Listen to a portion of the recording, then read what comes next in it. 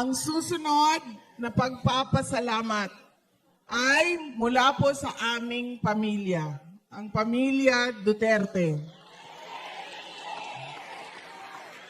Paulit-ulit po ang pagpapasalamat namin sa pagkakataon na ibinigay ninyo sa amin na makapaglingkod sa ating pinakamamahal na Pilipinas. Maraming salamat po sa inyong lahat.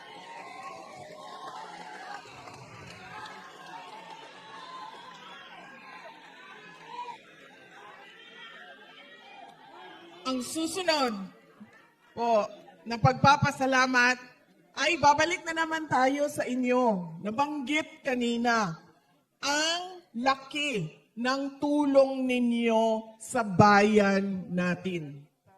Kaya masakit sa akin kapag tinatanong kung ano ba ang ginagawa ninyo sa abroad.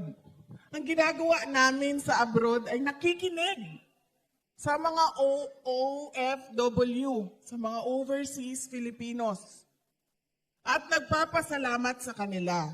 Dahil kung hindi dahil sa mga padala ninyo sa Pilipinas at sa inyong mga pamilya na naiwan doon sa Pilipinas, ay sigurado matagal na lumubog ang bayan natin.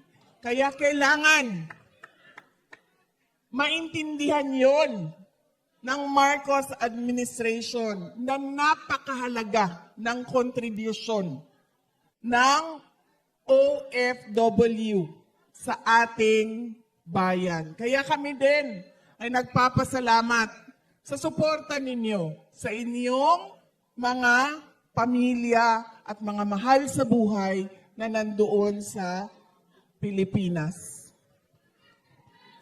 Pwede mo yan sabihin dito, ma'am, kasi hindi tayo hulihin.